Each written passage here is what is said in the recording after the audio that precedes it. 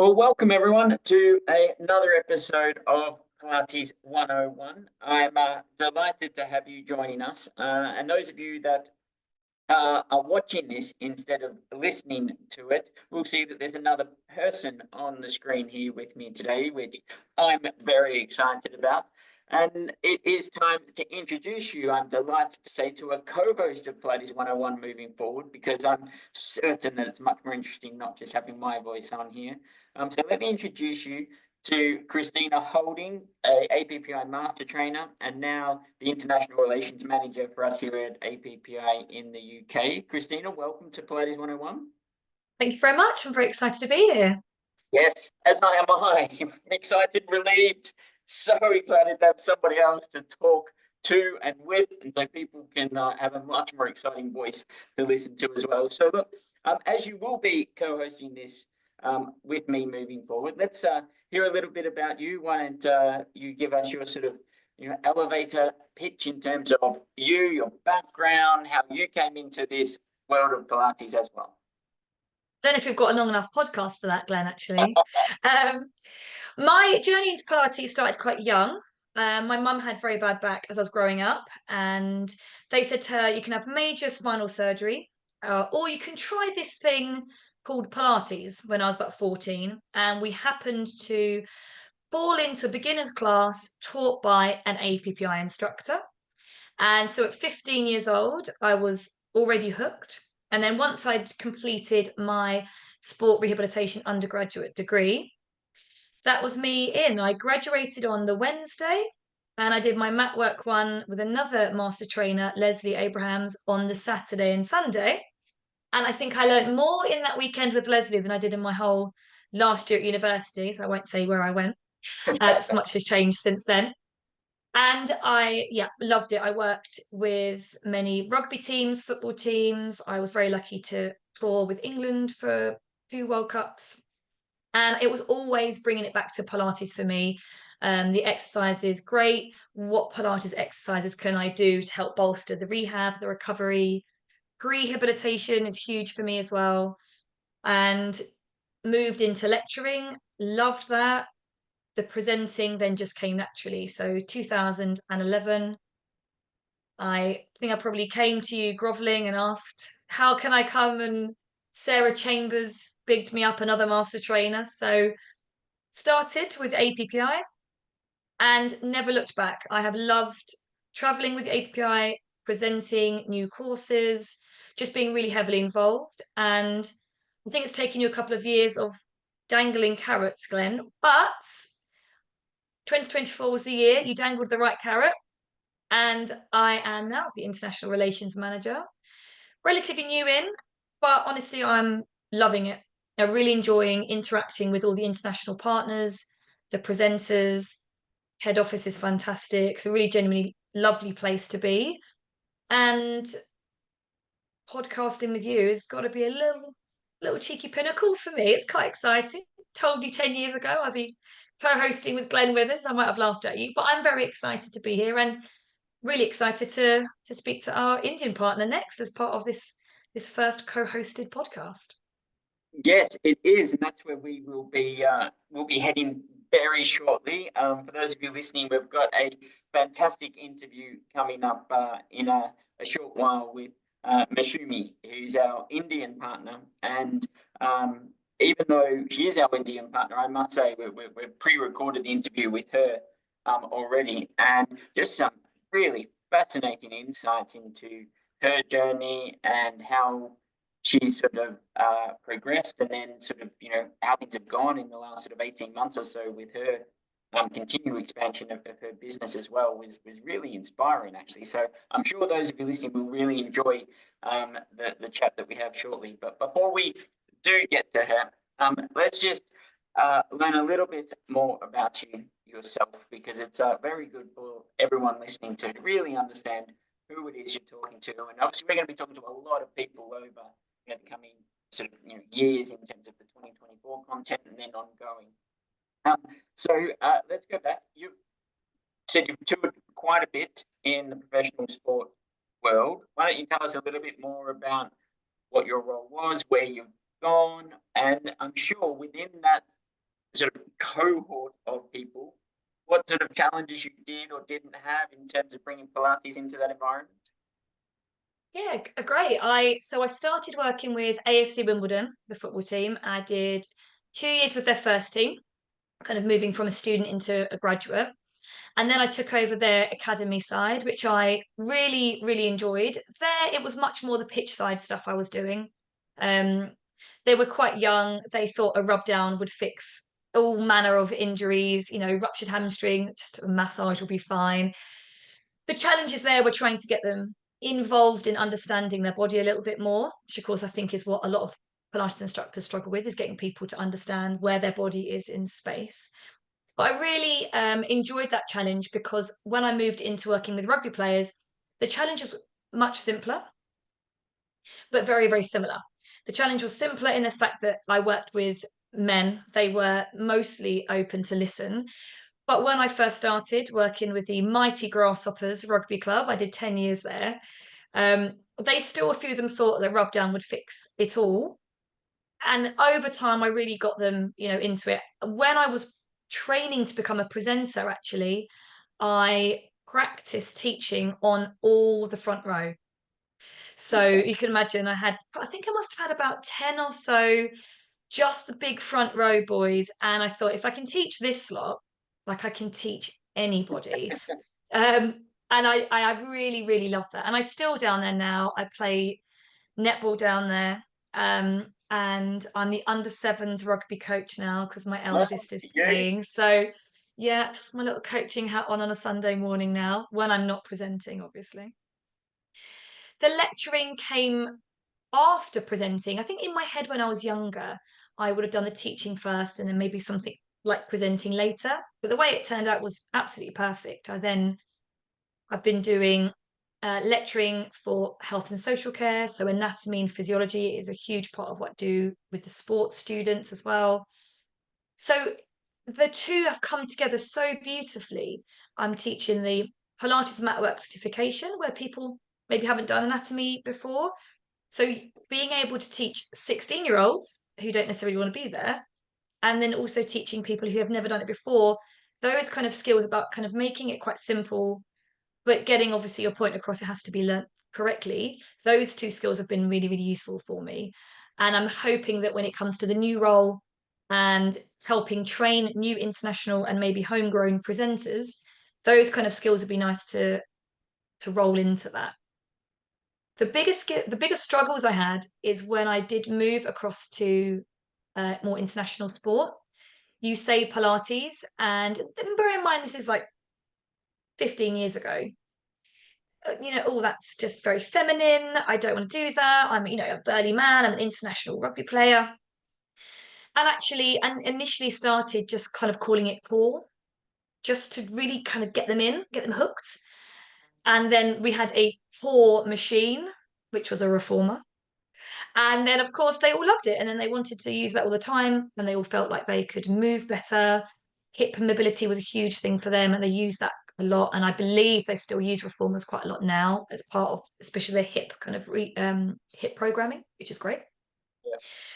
yeah. I just love Pilates. It's come into everything I've ever done. My first kind of thought is always been, if it's an individual, what exercises can be really good to work alongside? If it's been a class environment, how can I use the skills I've learnt as an instructor to help move this forward? And the new role now with APPI is, how can I utilize all the things I've learned and the challenges I've had being a presenter to really help support people in different countries, because there's going to be different issues, different challenges, not just translation and language barriers, but cultural barriers as well, and all that. So I'm really looking forward to being able to bring some of those experiences to. Yeah, I even went to an athletics session last night, and I was chatting away to one of the other women there, and she used to work at Wimbledon APPI. So Oh, well, there you clearly, go. I talk about it all the time Yeah. because within about an hour, I'd realised that somebody had done Pilates and somebody used to work at Wimbledon. So Yeah. yeah, Small world. Small can't really world. get away from it really if you're talking Yeah. to me, I think. So you mentioned there a few times that when you're working away, you're thinking about what exercise will work for this person, what are your favorite exercises, etc., which is something on this podcast we always ask most of our guests when we have them on. So let me throw a few of the questions we ask our guests at you. If you had to name your favorite Pilates exercise or exercises, what would they be for you? Easy. Easy. I love scissors. Scissors is my favorite exercise. And do you know what, Glenn? I'm going to tell you a secret now. I've Okay. never told you this before. Lots of students know this actually. So anyone who's taught me, who's been taught by me before, have heard this story. You would never have known this. You were the one to do my exam after my Right. mat work 3, Glenn. And of course, it was Glenn doing, my exam, and I was all hyperactive and very excitable. And I got scissors level 5 as one of the exercises I had to demonstrate and teach. So of course, I've gone in there and all health for leather, done this beautiful demonstration in my head. Well, I mean, you passed me, so obviously you thought it was quite good as well. I actually tore my hamstring a little bit. I know. And it was when we were in Kilburn High Road, Yeah. and I drove all the way to rugby training, which was about 2 hours away, straight after my exam. And by the time I got out of my car, I couldn't stand up because my hamstring had completely cramped. So Oh I my had to God. complete the whole evening training with an ice pack strapped to my own thigh, where I'd got so excitable in my exam with you, Glenn, that I'd actually, torn a hamstring. My word, I did not know that story. I wonder how many other people have been injured in our exam. That's not so good. It is. I've been keeping that secret for a very long time. Oh, I Yeah. appreciate you sharing that. Obviously in my head, it's like there also would have been the option not to train rather than run around with an ice pack on that injured hamstring. But that's okay. We Yeah. can, have that discussion on another That's it. podcast. You just want a bit quiet there, Glenn, just to let you know, you just want a little bit quiet there on it. I was saying that the other option with your hamstring, of course, would have been not to train and rather than run around with an ice pack on it. Um, Yeah, that I was working. I wasn't training. I was working. When I say I did training, I had the lads coming into the treatment room, so right, I was static. I wasn't running around. right, okay, that's all right then. All right, apparatus or equipment then. So reformer chair, cab, barrel, magic circle, band, all of the other stuff that we incorporate into our teaching. What's your favorite there? Okay, small equipment. I cannot go anywhere without my small ball, Okay. my overball. I got one by the bed. I've got one in the car. I had one at my old job. I'm just slightly obsessed with it being on the back of my head Yeah. and just doing this lovely inner range hold just to lengthen out the back of my neck. For some reason, it's just one of those glorious things which it almost resets my nerves. My whole body just really relaxes through that. But large equipment, reformer, Yeah. nothing quite like legs in straps exercises to make you Yeah. feel like a superhuman. Yeah. True. True. It is a very Yeah. enjoyable experience. I was actually just I was talking over that at the on tour we just had this past weekend, and I'd done a lot of quite intense work with the group, and so I was like, right, guys, if you're feeling a bit tired, it's break time. The reformers are still here. Those of you that are fully trained, feel free to jump on, just get some feet in straps because it always feels amazing. It So does. very It good. does. All right. Well, we're going to talk to Mashumi very soon in relation to our international partners, and having you on the podcast, we're going to start to bring a more of an international flair into the topics that we talk about and the guests that we bring on. So, when you look back in terms of your travels internationally teaching the APPI method, where have you been? Where have we sent you so far? So I haven't, well, I wanted to go over to Korea. We gave that to Mel, so I'm not going to be bitter about that at all. I've done a lot of the UK, went over across to Ireland. Although my favorite ever, I went to Hanover in Germany, Yeah. and I went over in December. And I was saying to somebody, oh, it's such a shame. It was a military one, actually, to put into perspective. It was a military one. And I was saying on the first day, oh, it's such a shame I'm in Germany in December. And not going to a German Christmas market. Christmas market, yeah, So that's right. the end of the course, 5 o'clock, um, they bundled me into an armored vehicle and took me to a German Christmas market in Hanover. There you go. which was absolutely fantastic. And then look, I'm telling all my secrets now with my boss on here, but they told me that in Germany, Glühwein wasn't alcoholic until you put the booze in it. Like if Right. you had to add whiskey or something in it. So I had like 2 or 3 of these Glühweins and I was like, they're lying to me because I hadn't eaten properly. And I was like, I know it's not super alcoholic, but I'm not a massive drinker. And I was thinking, this is not, I've got to teach tomorrow. Yeah. And luckily I'd figured it out and they all, of course, thought it was hilarious that they told me that Yeah. in Germany, Glühwein wasn't alcoholic and I'd completely felt fallen for it. Hook, line and sinker, but there we go. But that was my favorite. That was my favorite because what a group of people. Working with the military it's probably been some of my favorite participants. The energy and how they work and the things they've seen and the work people they work with is just really. Okay, my word. Well, you've certainly had your fair share of interesting antics that have gone on. I bet I you have. there's Well, for doing it for this long, there's going to be a couple of stories, yeah, right? It can't yeah. all Well, be I'm sure plain you've got a sailing lot. I'm after. sure you've got a lot more, and I'm sure more will come out as we go through the podcast. Um, but look, it is honestly it's a delight. Not only obviously to have you on the team, as you've said, we've been trying to get you to join us in house for quite some time. So it's a delight to have you there, but very much a Thank you so delight to have much. you on the podcast here. I think our listeners are going to really enjoy the insight that you can bring, and obviously from our varied experiences, it will hopefully just bring a little bit more sort of breadth to the questions that we ask and the content that we get from our Can't wait. guests. So moving on from that, as you know, we had a fascinating chat with our Indian partner, Mashumi, and we are going to head across to that interview now.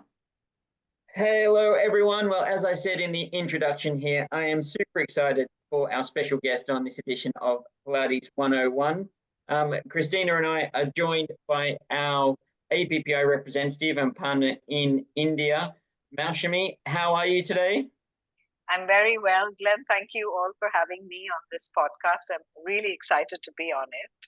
Yeah, as are we. As are we. Now, we sort of met each other quite a number of years ago now, and then I came out to India, and we did some work out there in India together. I still remember being told we have to finish at lunchtime because it was India v Pakistan in the World Cup cricket on one of my teaching days, and I often recount the story to my boys that are mad cricket fans about how I was told, while we're enjoying your course, no offense, no one's going to come back after lunch. So we'll just add some hours on to tomorrow. It was a great experience for me. But look, why don't we start by letting you tell our audience a little bit more about sort of your background, your history, your journey through both physio and Pilates. Why don't you give us that sort of elevator summary, as they say? All right. Hello, everybody. So I'm Maushami Kuvawala, and I'm a physiotherapist and have been practicing physiotherapy for over 30 years now. I've studied, and I'm from India, like Glenn already mentioned. And I've been here first in Mumbai, which is, I think, a known city, but then moved to a city close by the name of Pune, from where I practice. And then I've been, working in the physio field with rehab, doing a lot of orthopedic, musculoskeletal, and neurological kind of work. And then somewhere down the line, I came across Pilates, and it was literally from a book. And I got one of my friends to say, "Hey, let's try this," and it just didn't feel quite all right. Because you're trying to sort of look at the pictures in the book, and I'm like, okay, what is this, like, why am I doing this? And then I was really fortunate to have one of my close friends and colleagues living in London at that point. And so she said, you know what, why don't you come to London and do the APPI Pilates course? And I was like, okay, that and that kind of just changed everything for me, I think, as a physiotherapist, and as just wanting to know about Pilates in general. And that's how long back my journey began. I'm not even sure when I did my first course, but somewhere between 2000 and something to 2008. I'm not even sure when I started with the first course. And then it just kind of went on from there, finished all the mat work levels. That was my first start, and came back to India, extremely excited, was continuously using the program in rehab. And at that point, I was just working one-on-one, right, with my patients. And so that's somewhere where my journey started, just as me as a physio and, working with the APPI Pilates method. And then from there, I mean, I just thought, okay, I need to know what this equipment bit is all about. And so came back to London again. And at that point, APPI, unfortunately, wasn't running the equipment series as a whole. So, and they said you had to come back like 3 or 4 times. So it kind of, so it was a bit difficult, but so I did some other courses and I came back, started a studio, and, all of that happened. And then I was like, no, I really need to bring this method, this program to India, because I was getting really, really good results with my patients. And after I set up the studio, I found it was just, I could work with people from all backgrounds, right? Whether it was someone needing physiotherapy or someone just working into better their fitness levels for a sport, and then that's when I started writing to APPI saying, okay, I not only want to finish my equipment series, but I want to bring it to India. I want to, and then I think the rest is history in terms of, then Glenn came to India and had to watch a cricket match, like he said, and then Was that a very long answer? No, perfect. Because I think it's important for our audience to understand like the journey, right? The process. Sometimes when they look at somebody like yourself, who's a successful studio owner, an educator, and all of this, well, it all starts somewhere, and there is a process. And I think it's really important for people to hear. We're talking about a journey from a Pilates point of view that started somewhere between in the early 2000s, and here we are in 2024, and you clearly still have that passion and desire to keep pushing and to grow. And I am interested in exploring that a little bit in a moment, specifically around the studio part of that first of all, because a lot of people listening to that to this podcast are either studio owners or aspiring to be a studio owner, and it's great to hear the story and the ups and downs of actually getting a business off the ground. But what I am interested in is, do you remember what the book was? The book that you looked at. Do you remember what it was? I think it was Mary something or the other was the author. I think she was one of the first few people who wrote a book on Pilates, and it was just exercises. So she had pictures of her.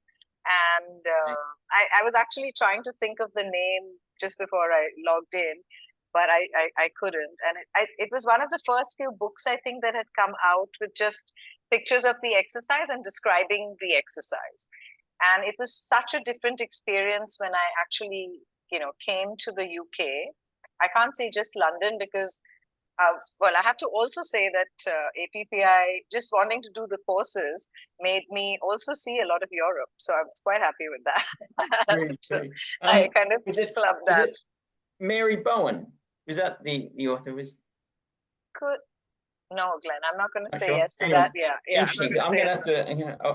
I'll look up these books and see what book was around at that time. I had a really old one that was Mari Windsor with like the Pilates powerhouse. So that was like a really old school, very great pictures.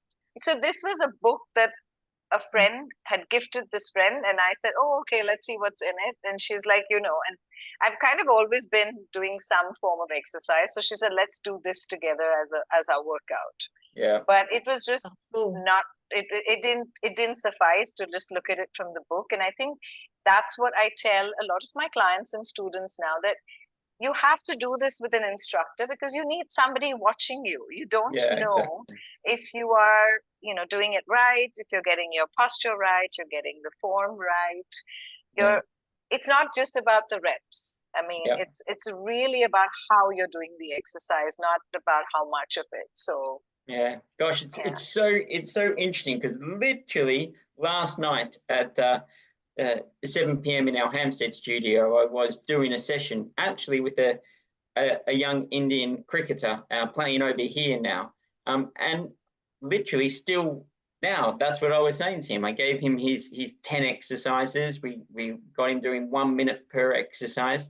And I was saying to his dad that, the thing about these exercises, it's not the exercise, it's how he does the exercises. It's the process, the technique. And for an 11-year-old, that's really challenging. And we have to work around that. But I was like, anyone can lie down and pretend to do this. What we need to do is find a way to make sure that, this talented young boy actually benefits from them. So I was literally saying what you just said less than 24 hours ago. Now let's jump into the story of your studio. Now, if I understand correctly, have you got multiple sites now? Where did it all start? It all started with the thought that I'm going to bring this reformer and put it in my house and just work out for myself with it. And then it just, the speed at which I did some of those courses got so escalated because there were some instructors who had come in here to India, and I was like, oh wow, I need to take this opportunity. And within 3 months, I had done multiple courses, and so then I went ahead and ordered my reformer. And then I said, no, let me just get 2 in. And then I was like, okay, now where am I going to put these? Because they're not going to fit. I mean, there's not that much space in my house. So I went out to look for a space, and I rented a small, like an area where, within a studio setup. And then it just, it was kind of one of the first few that were set up, I think, in all over India, but in Pune, definitely. And I was like, okay, let me just see, what the response is, what people think, how much can I charge? Like, it was a whole new game. And from a physiotherapist, I was suddenly going into this studio business, which is, it's a change from being a professional to like owning a studio. So you have to think of all of these concepts. And it just took off so beautifully that within 6 months, I had like 3 reformers, 3 chairs. I had to expand. So I had to rent more space from the same people. And I worked really hard those 2 years because I think I didn't take a break for 2 years nonstop. Like there was no holiday. There was just that Sunday. I would really hope that people cancel classes on Saturday, so I didn't have to go. And it was excellent in the sense that I was finding it useful from all perspectives, in the sense of not only just with my rehab clients, and somewhere down the line, it was working for people who are like, oh, this is the great form of exercise, or I can just, relate to it. And then from there, I think, I came back to the UK to finish up with my equipment training, which was pending. And yeah, so it's kind of started as a small space, and it just kept kind of growing from there. But it was a small thought. It wasn't meant to be what it is now. I don't even think I'd set that goal, right? I was going to start in my house. So yeah, gosh, it's so interesting. The more stories I hear of people that have made the success like you, I think it is really important for me. And I guess, as a studio owner, people often see the end product. They don't really understand just what it takes. Like you said, when Lisa and I first started ours, it's 7 days a week, 12, 14 hours a day. And then, you've got to try and fit everything else around that. I mean, we slept in the Hampstead studio for months because we didn't have anywhere to live for a while. We pushed the plinths together in the evenings, slept in there, and had falafels from the falafel van down the road, and then got terribly ill. We're like, we really need to get a kitchen. But it is those stories that does hopefully inspire those out there. Why don't you just, if you can, go back to that time? I mean, it sounds like it happened quite organically for you, but there is a moment when you've got to make a decision to do it, to go for it. And a lot of people coming from a physiotherapy background, looking at a career in Pilates and making that leap, as you rightly said, from being a physio and turning up and seeing patients all day long, and there's this environment to this world of exercise, and Pilates and studio management is quite daunting. So how was it? Can you look back then, think about, was there a moment when you said, right, I'm just going to give it a shot? Did it just evolve for you? Can you sort of take us back to that place a little bit? Yeah, so when I finished my courses, I was like, okay, I need to do something with this. I can't just use it on myself. And so when I set up the first couple of reformers, and I was, so I used to actually do a lot of practice, self-practice. I used to create workouts. I have books of workouts. And I said, because you have to think of this differently now. It's a workout. It's no longer physio-based, home-based exercises that they'll go home and do.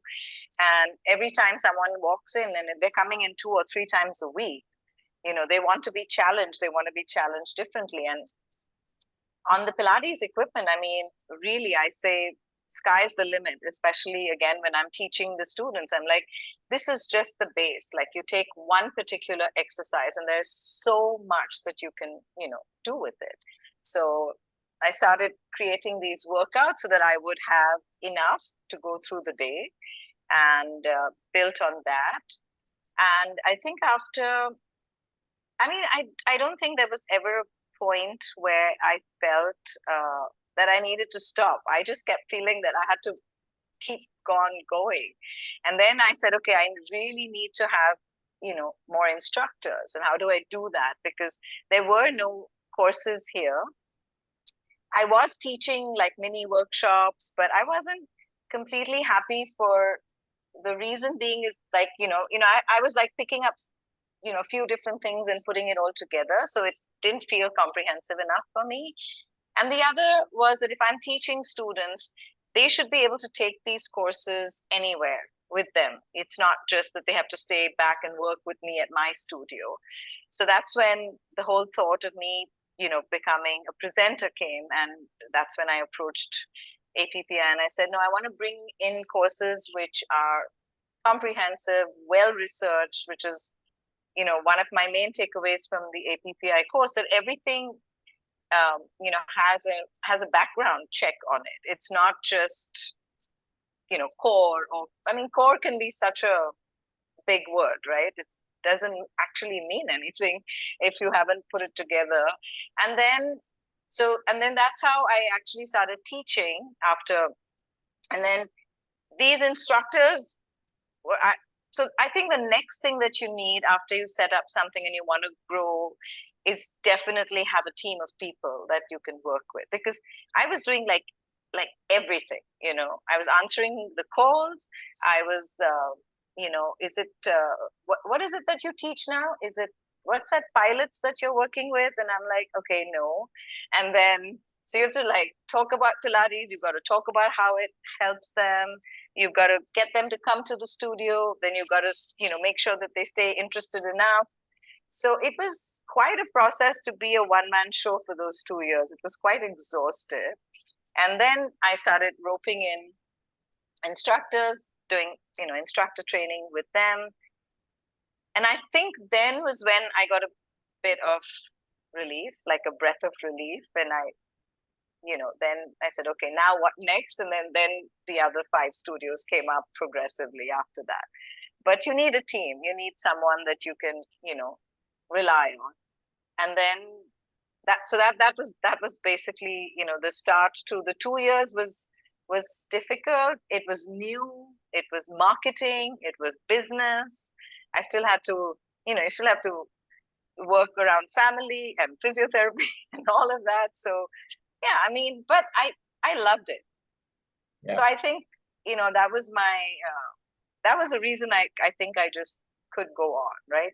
Like there wasn't a morning that I didn't want to go to work. So, so I absolutely still love it. So yeah. Yeah, you can tell. You can tell in the way you talk about it. It's great. I'm just going to pick up on one thing you said there. Did you just say the other 5 studios? Yes. So we now Maushu's Pilates has 6 studio locations, 3 in Pune and 3 in Mumbai. Wow, talk us through that. Took us through that growth, because I mean, when I was over there, it was. I mean, we've all lost many years with the whole COVID thing, but it was pre-COVID. I was over there. Right. It was just that one studio, and actually the course that we started with was the clinical mat work. Yeah. And we did it as an entire series because you were coming in, and I wanted all the students and they all still talk to me about that course, and they all just absolutely love that first time. So Glenn, we need you back in India soon. Yes, we'll do that for sure. We will make sure we do that. Especially, I have, as I say, I've got cricket mad sons. Actually, one of my boys is heading over to India in October on a cricket tour. He's absolutely delighted. Right.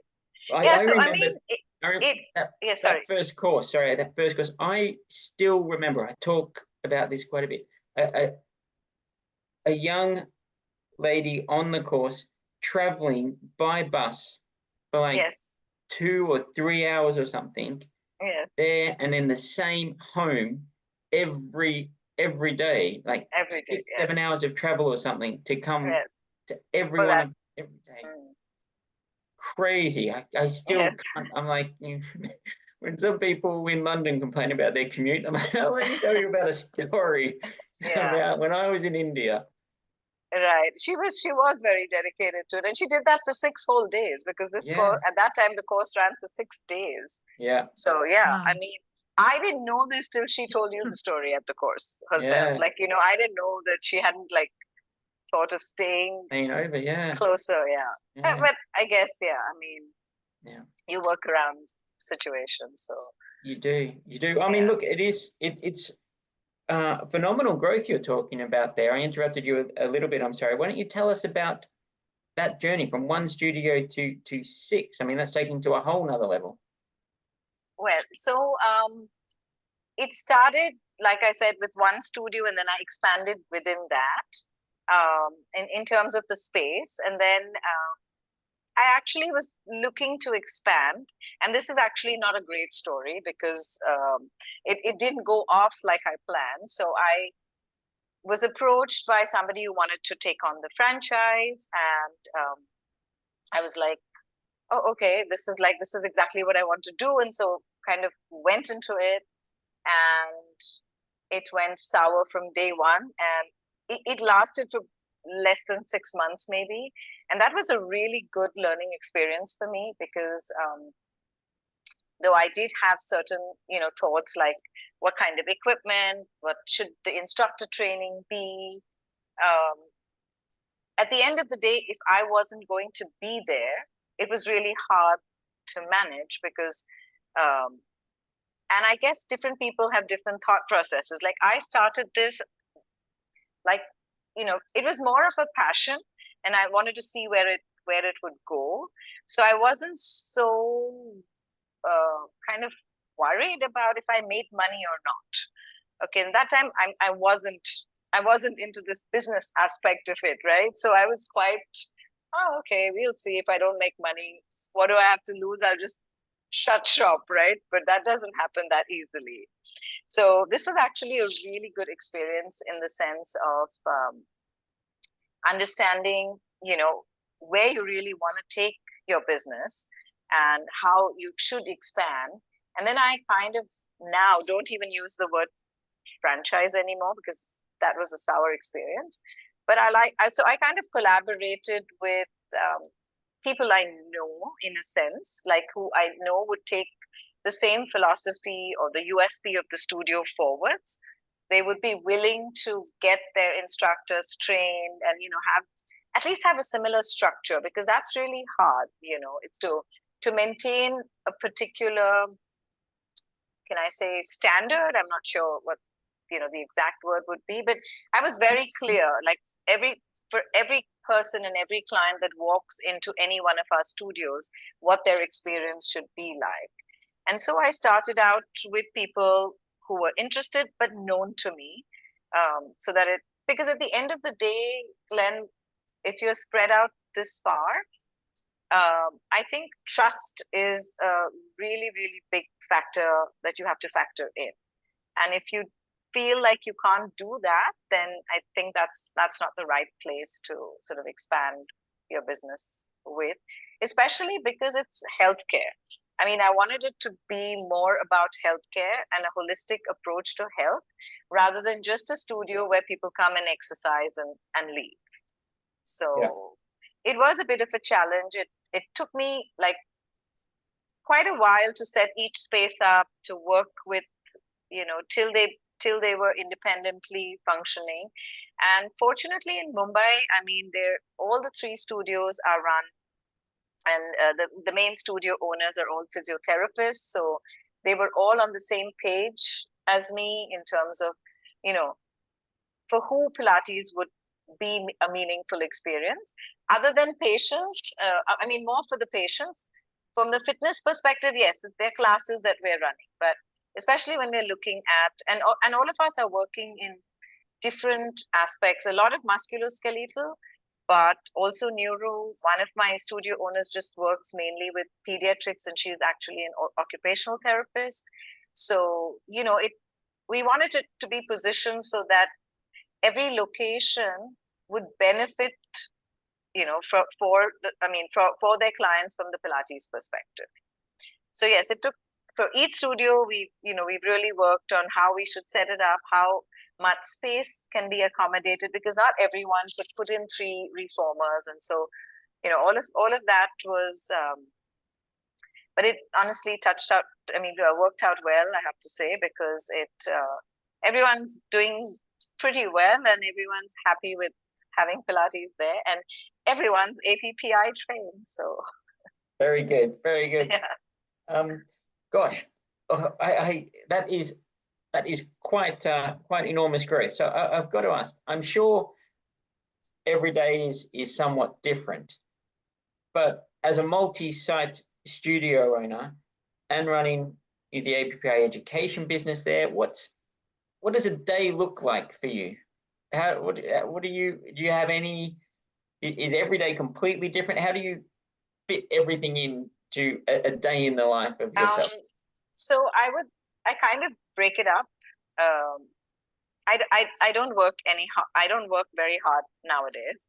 I have a lot of people on my team, so I decided that 2 years, those 2 years was difficult, and now it's a lot about social media and how you project stuff on it, which wasn't the case when I started, and so I had to factor in all of this. So there was one aspect of there's marketing, and the marketing was twofold, because I'm running the courses. Marketing for the courses is completely different than marketing for the studio and clients who come in on a regular basis.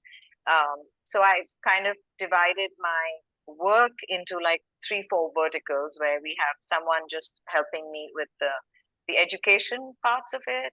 And I started a Maushu's Pilates education vertical for that. And then a social media and marketing team. And so I kind of work. So my day would be pretty much in the morning. My first half of the day is either looking at my physio patients, and or taking classes, but I'm not taking so many classes now, because I'm doing a lot more physio work now, and I have quite a few instructors, so I'm happy with that part of it, and then they look after the class bit of it, like the regular 7 to 8, 8 to 9 kind of work, and then in the afternoon is when I kind of plan out what next, what needs to go up. I've also tried to keep it a bit more educative. So we try and bring out a blog once in a month, and then we have a supportive YouTube video so these are blogs on different topics or, what interests people. So we try to do that. So then I just divide it into like, okay, I'm going to focus on the marketing from say maybe 12 to 2, see what needs to go out for the week. Then we need to plan photo shoots because, content has to come in from all the different studios. Yeah. And then I, just up till I think about a year ago before, so we set up a different space now. So I got into a bigger space in my Pune, the flagship studio, where I've created an entire teaching space and a studio space. So it's quite segregated so that, because the other thing that happens is when you're teaching, then you have to stop classes because the teaching hours, are 8 hours a day. Then what do I do with the classes, right? So that wasn't working out. But now it's all of that got sorted with this new space that I'm in finally. And so I kind of do management of it in parts of the day. And I love how you started off that story with, I don't do a lot anymore.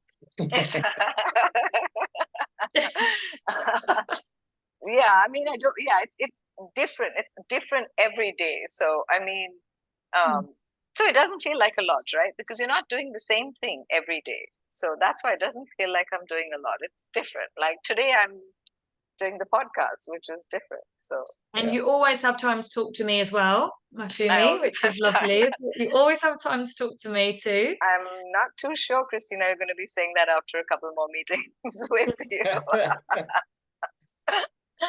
Yeah, I think it's interesting, isn't it, when you take the concept of this latter part of the conversation where you're saying, I don't feel like I work that much anymore, and we're hearing everything that you do, but I think it's amazing. Interesting for me because it leads to that concept of there's probably a lot of people out there listening to this that are wondering what it's like to open their first studio, or people that have one studio who are considering expanding into 2, 3, 4. And when you bring these multiples in, it does bring layers of complexity. And it is interesting to hear you talk about your team and the people around you. But the team and the people around you, they are representing your brand and your name, and there's a level of onus when you put that level of trust into people. And now that you're at that stage where you're at 6 sites, do you go visit the 6 sites? Do you have complete trust in your studio owners that it's their thing now and they go for it? How do you keep that concept in terms of simple things like, for example, staff presentation, when they turn up to work and you're not there? When I was in the Hampstead studio, all day, every day, I could, keep on top of the fact that if somebody turned up to work and they weren't in what we wanted, I would have a stash in the staff room. I'd be like, that's not going to work for me today. You need to put this on instead. And, how are you managing those complexities? There's all the small things. So I definitely don't also feel the need to visit all of these locations on a regular basis. Each of these studios are run by, so the spaces, the studio owners pretty much who, from where we're working, the concept is that either they're running Mashu's Pilates alongside their physiotherapy. So out of 6 of these, 5 of them the studio owners are, including the one that I'm running. The studio owners are all physiotherapists, so they already have protocols in place and for all of these concepts, and they've imbibed quite a few in terms of class structures, or how do we start with the first time a client walks in, and how the services should be offered. And once I think that sort of gets sort of started, then I think all the instructors kind of run it in independently, in a sense that each class has to be suited to the client that has come in. And And there's never going to be a moment in time where I'm going to know each and every one of those clients, or know how their programs are going in. So that onus is with the studio owners. And since they are physios, the health aspect is always sort of kept into a check with. We do periodic meetings. So like up until last year, we would meet once in a month and do some case presentations or discussions up in Zoom. I need to revive that again. And, I'll go visit maybe once or twice. And once or twice I host the meetings in my studio. So we have another one coming up. So we'll do discussions. We'll get, all the instructors to meet each other and have, an interactive session, so that kind of keeps, the whole concept going, because then everyone's sharing stories and talking about how, each person has worked with different problems that might crop up. But I'm in regular touch with all the studio owners. So we have, everything that's sort of chalked out from there.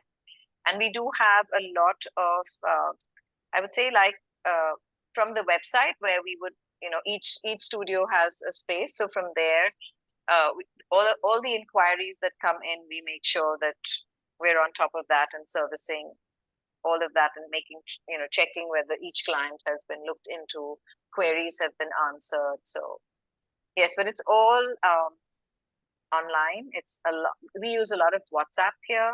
So all of us are on different WhatsApp groups. So I have an instructor group, I have different studio groups. So all the information is easy to pass on to, make sure that, to the best of what I can. So yes, that's what I'm doing. Yeah, certainly sounds very impressive, I've got to say. Well, why don't we go on to a little bit more in terms of sort of the Pilates industry in India? How would you sort of tell us or summarize, or what's the sort of state of play in India? Right now, worldwide, Pilates is experiencing an enormous boom. Reformer studio classes are experiencing a particularly strong boom right now. The statistics worldwide are pretty impressive with the growth there. What's it like in India? What's happening? What are the trends? What do you think's going on? So it's really, really picked up in India as well.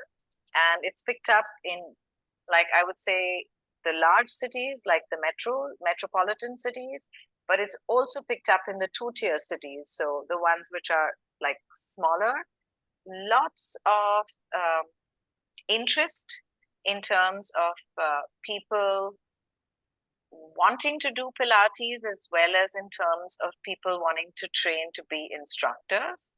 There are quite a few schools of thought that have come up in India as well, from different Pilates institutes. So they exist as well. And so all in all, it's been a great growth. And, there's really a boom of instructors as well as studios. So literally within the space that I have, I think within maybe like a 2 or 3 kilometer radius, there must be like 4 or 5. And Pune is a smaller city compared to Mumbai.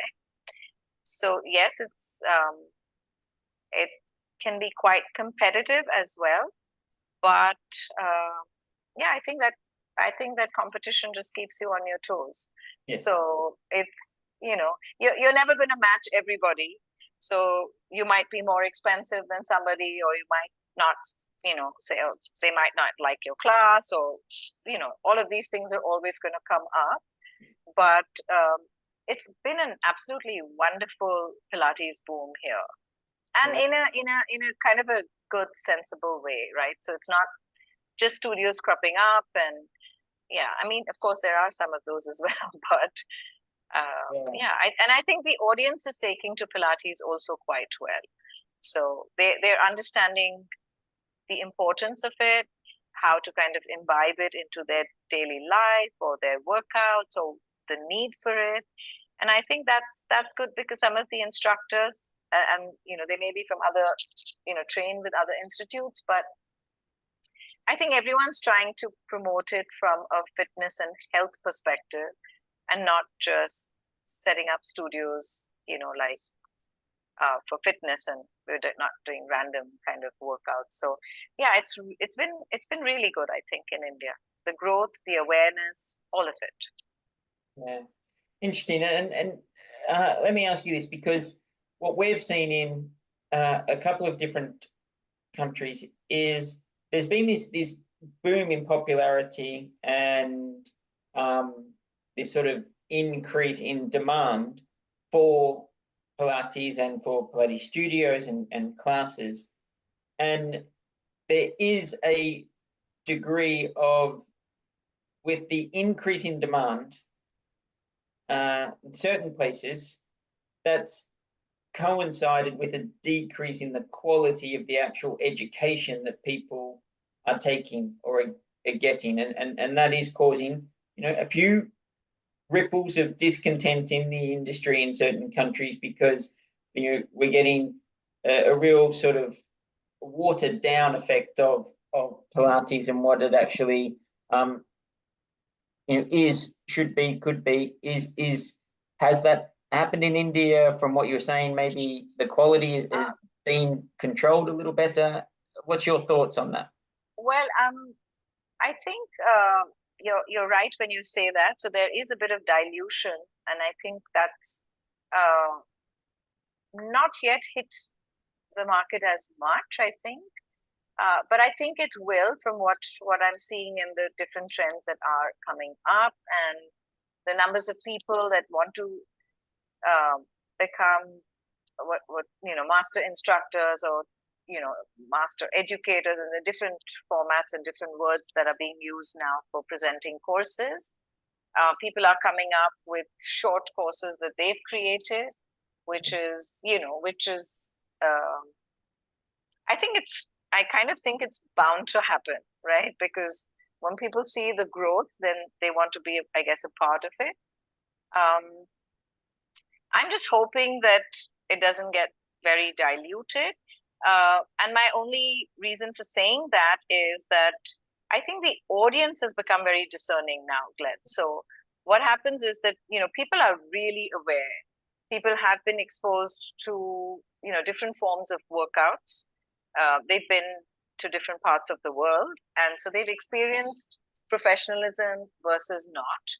And I think for people who want to work, set up studios in a diluted version of it, aren't going to find themselves being able to sustain it. Yeah, that's what I feel, because like it was easier to start things, maybe 20 odd years ago. There was no social media. There's comparisons everywhere. There's, your videos. So there's competition and comparisons that are happening everywhere, right? Yeah. So people are looking. Like a lot of times, when I get a phone call, people will say, "Okay, I've seen that video, and and so I want to see what else I can do." And that kind of feels like, okay, this is great, because it's not just Instagram and people watching this video and saying, "Hey, that's cool." They are really looking at the videos to see whether it's going to work for them, and I think that's really interesting. Great. Yeah, excellent. All right. Well, look, I'm conscious of your time here. You've given us a lot of time, which I'm very thankful for. I'm just going to ask a couple more questions, and then we'll let you on to manage your mini empire that you've got going on there. No, I don't have an empire. it's just I just love doing this, Glenn. So yeah. Yeah. Let me ask you this. What's your goal here? Have you even set a goal with this? What do the next sort of 2-5 years look like for you, or is it have you not thought about that so much? So in terms of studio expansion, I'm not setting any more goals. I think I'm happy with what there is, and I think if I was to expand any further, I would be a lot more discerning. So I think I'm not very sure I want to aim in that direction. But what I really, really want to do, and that's my next sort of step, or has been my step, but I'm building on it, is to get the APPI education out to because I just honestly, and I'm not saying this because I'm on the podcast with you, but I've said this always, I just think that the program is just so wonderful that if I can take it to more people when they're training, and I also say this to students who've worked with other institutes, like, and I'm like, okay, if you've done that, that's fine. But if you want to fine tune it, just do some of these courses. And I have got that feedback. Like, they're like, this is really interesting. I mean, when you take a simple exercise on a reformer like foot series and you can give so many different thoughts to it as to the why and the how and the why both would work for X, it's just a different story. So yeah, I've been working on trying to see how I can get that more across to India, and I really want the education part to grow in terms, because there are people who want to become instructors, and I really think the APPI program is comprehensive. It's really well balanced and researched, and it can be applicable for anyone wanting to use it in their studio. So it's got that fluidity as well. So yeah, that's my I don't know how many year goal, but yeah, that's my next sort of, how can I take this further to more students? And excellent. Brilliant. And that's why we've got Kristina here, because she's going to help us achieve that over the next few years as well. All right. That's the aim. That is definitely the aim. It is. It is. All right. Well, look, Manjari, I tend to finish off with just a couple of quick fire questions. Okay. So these are ones that I haven't given you a heads up, because I like just hearing off the cuff thoughts of people as successful as you of what they would do. So here we go. What if you were to start again tomorrow and you could only put 2 pieces of Pilates equipment in your studio, which 2 would you go for? The reformer and the chair. Yeah, that's exactly what I would say. That's the way. So tell me why. Why? Because I think with they're both completely different concepts. So I would have a bit of, or the best of both worlds. With a patient, the reformer works fabulously in terms of, giving them all kinds of exercises. And then the chair just takes them to that higher level of function and challenge and, and incorporating more standing kind of exercises or more, full body integration kind of exercises. So yes. Awesome. Perfect. Now tell me, what's your favorite Pilates exercise? Do you have one particular go-to exercise you just, every time you do it, you're like, oh, this makes my body feel wonderful? The STAR series, like the STAR prep, and it's just, and that's, I've always loved the side plank, and I've kind of also put that into my logo because of that. So you have, yes, okay. Very good, very good. All right, final thing, if you could go back and talk to your 18, 19-year-old self, what would be the big takeaways or lessons you would pass on? Oh my God, that's a big one, Glenn. I would say I'm glad I did physio, because I kind of also chose physio with a big tic-tac-toe kind of, should I do this or that kind of decision. So this time I wouldn't be deciding like that. I would say I would like to do physio. And I would have incorporated Pilates in a lot earlier. And then, maybe built on a little bit more in my physio training, because, things happened and I wanted to do a master's program, and some of that took a back seat, and okay, good advice. I like it. Good advice. All right. Well, before we finish up, Holly, here, can I ask, many people will be interested to learn more about you, hear more about you, see some of these videos you're talking about. So where can people find you in terms of websites, Instagram handles? What would you like to put out there in terms of everything is under Maushu's Pilates. So the website is maushoospilates.com. Instagram is Maushu's Pilates. So it's quite simple. Okay. You can just click on, and the website has the Instagram and Facebook integrated into it. So yeah, but I would say website, and I would urge everyone to go to the blogs and maybe, because even the YouTube channel is Maushu's Pilates Studios.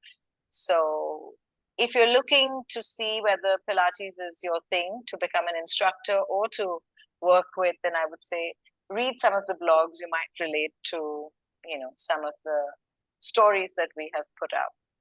And we just put up a really interesting one on Erb's palsy, which I think was quite fascinating even to me, because we had this girl come in with Erb's palsy and a surgery done with a transfer. I think maybe 12 years after that, and it worked. Wow. Yeah, Oh gosh, I'm going to go and read that. That sounds very yeah, so we put them up in very simplified versions, but yeah, she's doing fabulously. She came with very, very, like maybe 10 or 20 degrees of shoulder flexion with a fixed flexion contracture in the elbow. Shoulder was an internal rotation, and I was like, okay, we just have to make, and she was going to university in a year, and yeah, she's done wonderfully, and and I always think it's the dedication and the motivation of the patient and the client and family members who are supporting them alongside it. We're just the guides, we're giving them some direction, but Amazing. what a great story though. I love when you hear stories like that. It sort of gives you that, that sort of reinforcement every time you hear it, just how much difference you can make in people's lives. Because that, for I would also like client, to just add that, I would just like to add, sorry for interrupting, is that a lot of neurologically affected clients do wonderfully on the reformer. So if any of you out there want to try that, I mean, they just do really well, because it's, it's well supported. And I've worked with patients with stroke, Parkinson's, GBS, and it's been really a wonderful journey for them. So don't hesitate to try that for all those of you who are listening. Yeah, excellent. Great advice. Well, look, from Kristina and from myself and from all of us here at Pilates 101 podcast and at APPI, from an educational point of view, we are honoured to have you on. We're honoured to be your partner, and I thank you very, very much for the time you've given us today. Thank you very much. It's been an honor. Thank you so much, Mashumi. Thank you. Thank you, Glenn. Thank you, Kristina. And thank you all at APPI for putting it always together so well. Thank you very much. Thank you. All right. Well, I certainly found that a fascinating chat, and learned quite a bit that actually I didn't even know myself. What about you? What were your sort of take homes or interests from our chat with Mashumi there? Well, Glenn, I have been working with Mashumi now since I've started. I had absolutely no idea what a success she was. I think you said it. How many have you got? You said it. I think that is really, I mean, she is an incredible woman. She works so hard. She's an incredible communicator for me within my role here at APPI. And just hearing a bit more about her journey and the successes she's made is fascinating and really interesting as well. Yeah, absolutely. I must say, I loved it when she says, honestly, I don't work very hard now. And then went on to tell us about everything that she's doing in a day. I was like, oh my gosh, there's a sign of the times. Yeah. But look, really interesting chat with yourself at the beginning, and obviously with Mashumi there. So look, let's bring it to a close, because I'm sure everybody has probably heard enough of our voices for now. But for now, to all of our listeners out there, thank you for being with us. Thank you for choosing to listen to us. We are always looking for new ideas, new content, things that you're interested in. So please do send all of that in. Send into us at APPI Health Group on Instagram. You can direct message the guys there. Info or hello@appihealthgroup.com on the emails.